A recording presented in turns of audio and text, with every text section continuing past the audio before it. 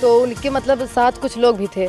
तो उतने में मतलब बंटी दुबे जो है पट्टी दयाल के, तो वो उनके ऊपर हमला करवाए, गोली चलवाए उनके ऊपर। उसके बाद फिर मतलब जाके पास में गोली मार दिए उनकी, मतलब यहाँ पे तुरंत उनकी मौत हो गई।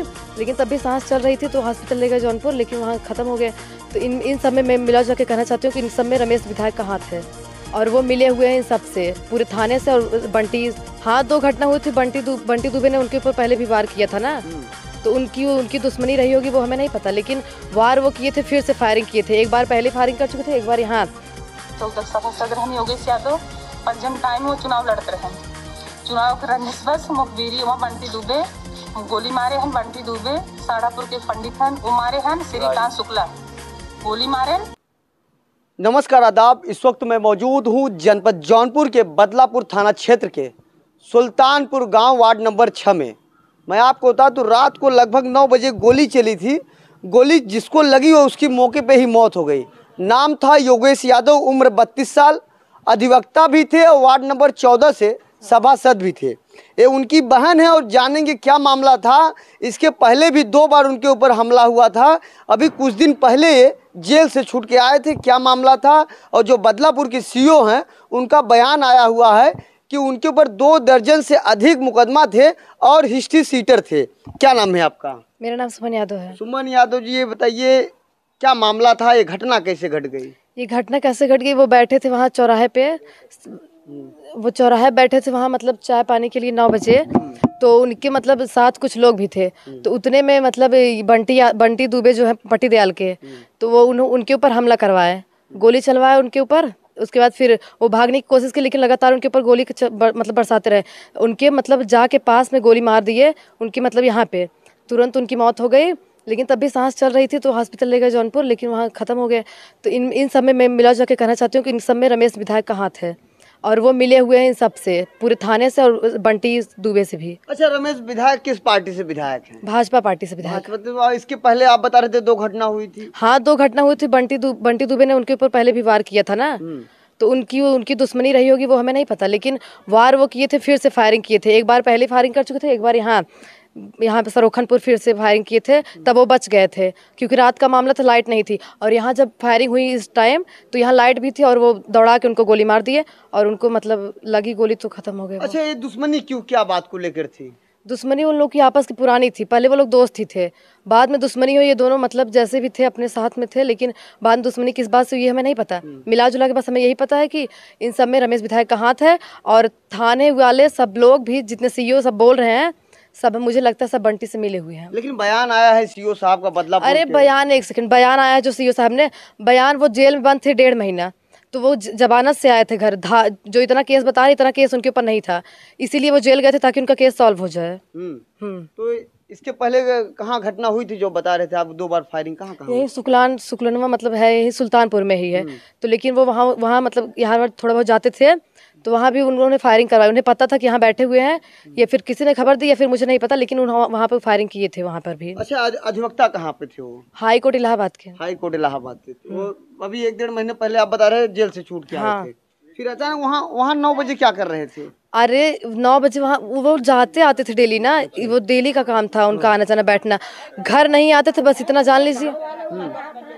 वहाँ सब जान ही पहचान के सब थे। मेरा कहने का मतलब है, दुकान भी जान पहचान की थी। तो वहाँ उनका डेली का आना जाना था, लेकिन कोई ये नहीं जानता था कि मार दिया जाएगा उन्हें। अच्छा, वो एक महिला का बयान आया हुआ है, कौन है वो महिला?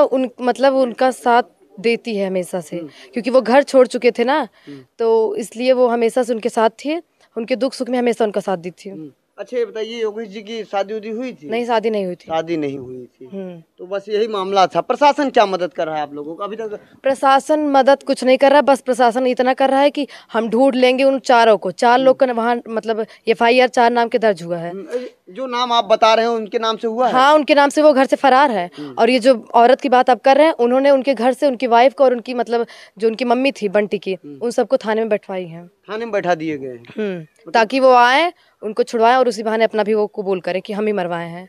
अच्छा, रमेश मिश्रा विधायक ऊपर आप क्यों शक जता रहे हैं? क्योंकि हमें पता है, क्योंकि कई बार मेरे भैया बोल चुके थे कि रमेश मुझे बहुत बार मारने की कोशिश करवा रहे हैं।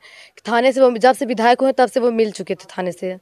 बस ये दबाव बना रहे थे। हाँ, वो दबाव बना, क्योंकि उनकी भाजपा सरकार थी और वो उनका पूरा माहौल था कि वो जो कहते वही होता। अच्छा, बड़े अधिकारियों से हमारे चैनल के माध्यम से क्या कहना चाहती है? अब बड़े अधिकारी से हमें कोई कुछ नहीं कहना, वो अपना जो मत जानते हैं वो अपना कह दिए, हमें उनसे कुछ नहीं कहना। अब कुछ कहना नहीं। अभी अच्छा, बॉडी कहाँ है आपके भाई की? बॉडी मेरे भाई की वो पोस्टमार्टम में है जौनपुर में, सदर हॉस्पिटल में। सदर हॉस्पिटल में। आप क्या लगते हैं भैया?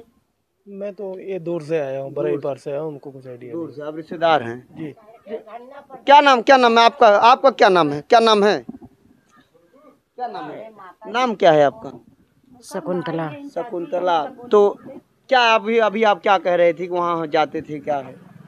अरे वो रोड है और वो अपना रोड है, तो अपने रोड पर जाई बैठे थे बेचारू। और अब वो जेले से छूट के आए, उनकर कवन दुश्मनी बाकी से कि उस दुश्मनी ना रही। नान लड़कन से वो इतना प्रेम से बोलत रहे, चालत रहे, सब व्यवहार उनकर रहा है। मगर आज चक्के में अब मार के निपोर के चला गए नहीं। हमारे गांव के लड़कियां एक शान हमारे सब ले लेते गए, हम सब परेशान है। वो लड़कियां भी ने दुख सुख में आप लोगों के साथ रहते? बहुत छोट लड़कियों का बखाने थे।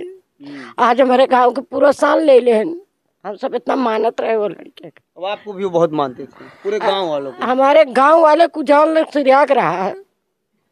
और ये घटना घट गई, हम सब कालीन से पूरा गांव वाले मर जाता है, नहीं परेशान है, मजबूर है।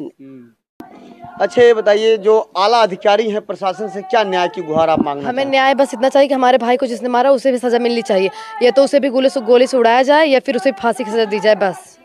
और प्रशासन जो कह रही है वो सब झूठ है, उसे पकड़ने की कोशिश करे ना, क्यों ऐसे बैठी है, शांति से बैठा नहीं जाता।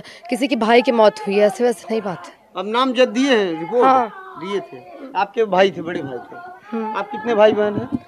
3 भाई 1 बहन। आप सबसे छोटी? हाँ मैं, हाँ वो मुंबई है, मैं छोटी हूँ। आप यहीं रहती हैं? मैं भाई साहब ये बताइए कैसे घटना हुई? ये घटना वहाँ पर हुई, मतलब वहाँ पर बाईपास के पास। क्या लगते थे आपके? मेरे भाई लगते थे। भाई लगते थे। तो घटना कैसे हो गई? घटना हुई रात के 9 बजे। रात को 9 बजे आपको जानकारी कैसे हुई? बगल में उनके साथी थे, उन्हीं ने फ़ोन किया और बताया कि गोली मार दी गई। तो अभी आप कहाँ से आ रहे हैं? हमारे यहाँ थोड़ा बाजार से। बाजार में गए थे? हाँ। पीएम हो गया नहीं? पीएम मतलब पोस्टमार्टम हो गया? नहीं, भी पीएम नहीं हुआ है, अभी गई है। अच्छा ये बताइए, आपकी बहन बता रही हैं कि इसके पहले भी 2 बार घटना हुआ था। हाँ, 2 बार और गोली चली थी उनके ऊपर। किसके इशारे पे सब हुआ, कुछ आपको शक? इसमें विधायक जी का लगता है पूरा हाथ। विधायक जी का हाथ? हाँ। तो आप प्रशासन से क्या कहेंगे कि? प्रशासन कोई काम नहीं कर रही है।